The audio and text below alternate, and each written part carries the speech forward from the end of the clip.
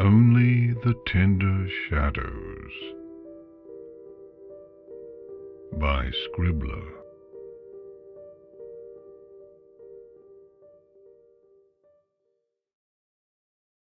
The shadows were watching her. Sometimes she turned her head to catch them, but they were tricky. They were able to look completely normal until her back was turned. Then they arched and curled into terrible shapes that whipped away the moment she tried to look at them. It was enough to render her a trembling wreck beneath her bedclothes. Lulu, They crooned. Lulu. You are not real. Luna clapped her hooves over her ears. You are not real. Not real? Well now, is that any way to talk about some pony? You're not a some pony. You're a something. I thought I was not real.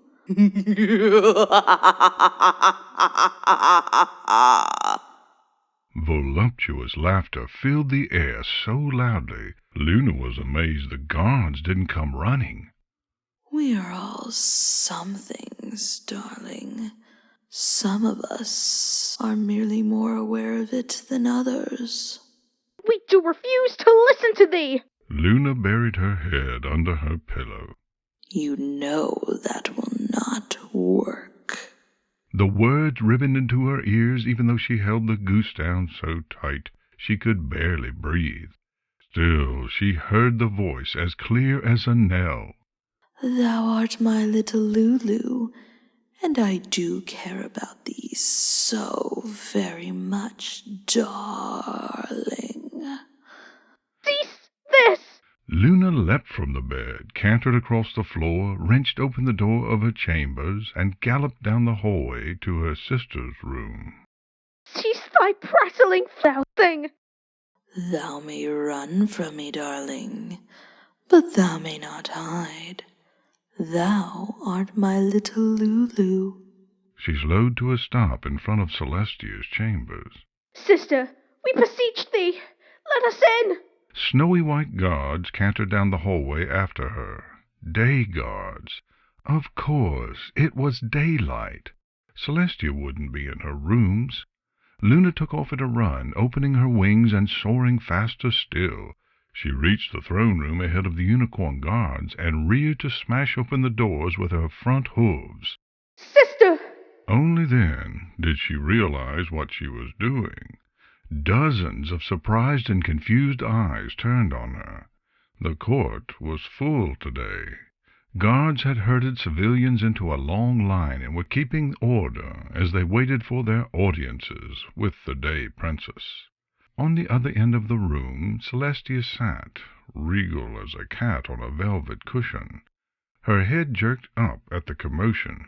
Oh no. Luna muttered, shrinking back in a very unprincess-like manner. Her hooves, unclad in their usual silver shoes, clip-clopped far too loudly to her ears. Oh, yes. She spun around, looking for the owner of the voice. The guards that had followed her were rounding the corner. They were both male. Neither could have said that. There were shadows on the ceiling. She cowered away from them like a beaten dog. The crowd inside the throne room murmured.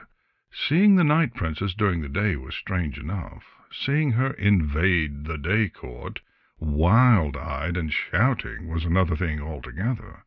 Luna looked behind her, stomach clenching at the frightening expressions beginning to spread from pony to pony. Beyond them, Celestia stood, her pink mane flowing and her eyes narrowed in concern, anger. It was too difficult to tell. Celestia was too good at looking beatific and wise to share the expression completely when shifting into others. She was a consummate ruler, never crumbling in front of her subjects or hearing voices that couldn't possibly be there. Harmony, take it. Luna cursed under her breath. she opened her wings and fled. Celestia cleared her throat delicately. Do we not deserve an explanation for today's outburst? Luna stared into her soup. Her bread sat untouched beside the gleaming silver bowl. When she did not answer, Celestia cleared her throat again, as if Luna must not have heard her, all of 3 feet away. Luna? She speaketh to thee, Lulu. Didst thou hear that? Celestia blinked at her. Hear what? Luna started, but stopped again immediately. Celestia was looking at her that way again.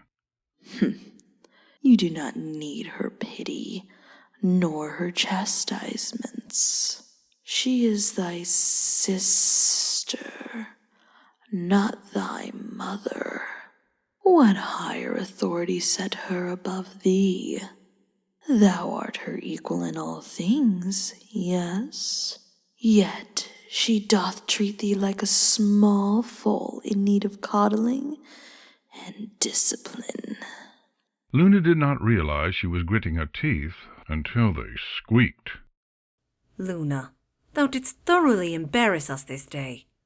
We would appreciate an explanation. Art thou unwell? Should we send for a physician? Thou doth show a little backbone, and thou art labeled a sickling?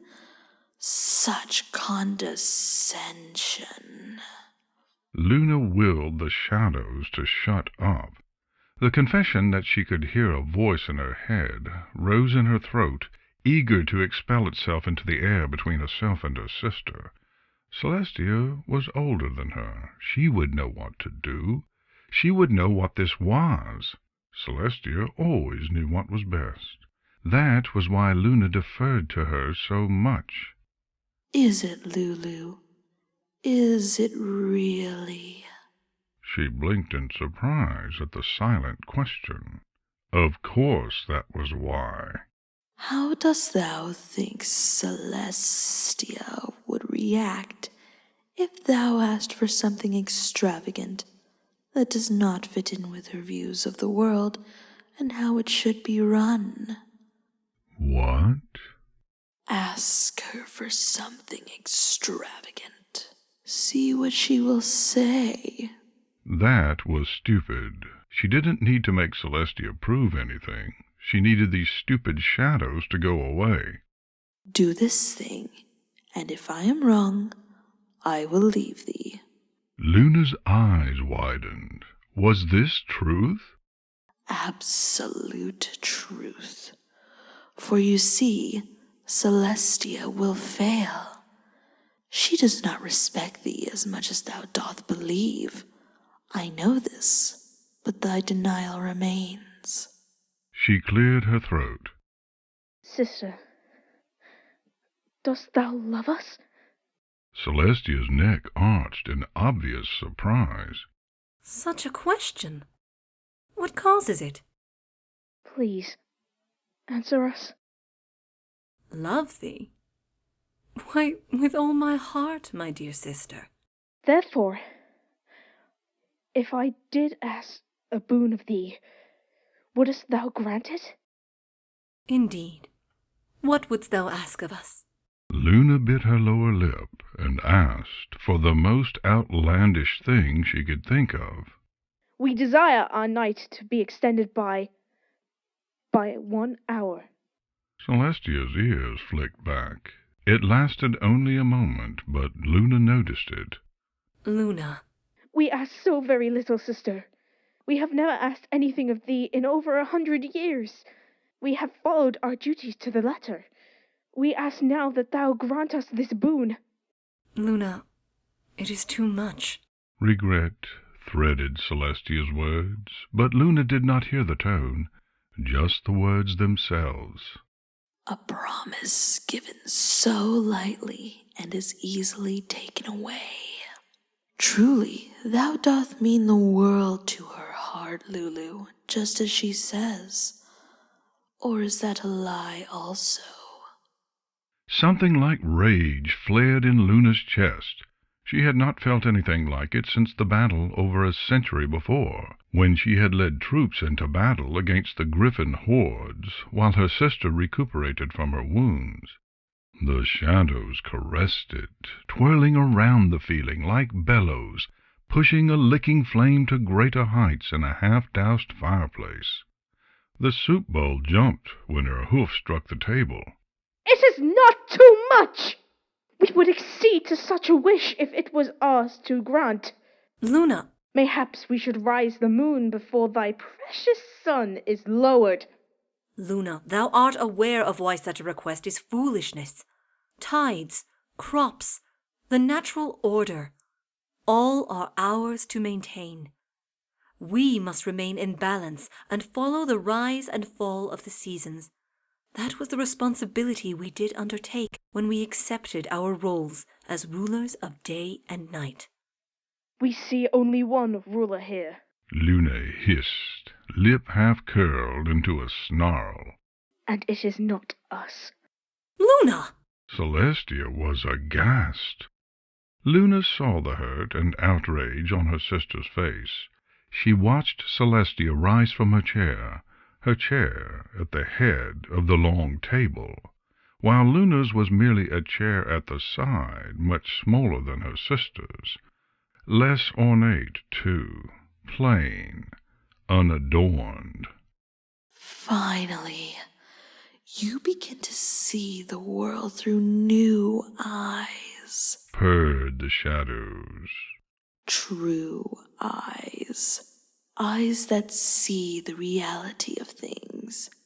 The shining fire of the Sun Princess is beloved of your citizens so much more than your own beautiful moonlight. They do frolic and play in her warmth, but hide and shiver from away your magnificent stars. Luna shoved back her plain, ugly chair so hard that it tipped over. The resultant crash echoed around the dining room. Luna, thou art translated! What ails thee? Truth, dear sister. Nothing but ugly truth. Celestia's chair squeaked away from the table, but in a puff of glittering light, Luna was gone. Luna? Luna refused to listen to the voice or hooves banging on her door. Come out! Come out now! Luna! Do not worry, little Lulu. I will look after thee. We do not need to be looked after. We are strong. We are proud. We are the princess of the night. A tear plopped off her nose. Harmony, damn it. I will remain by thy side, regardless. Something soft smoothed back her untidy mane. It felt nice, far nicer than Luna could admit. There was a niggling doubt in the back of her mind that she should be questioning this more. She should want to know more about this voice that soothed her now. Yet she could not summon the desire to do more than roll slightly backwards to look up at the curling, vaporous shadows.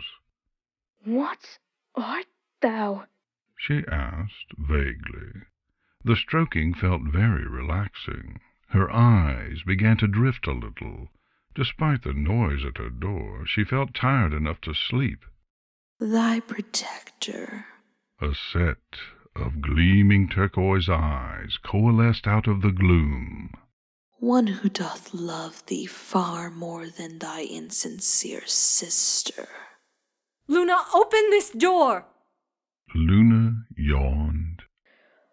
Thou doth love us.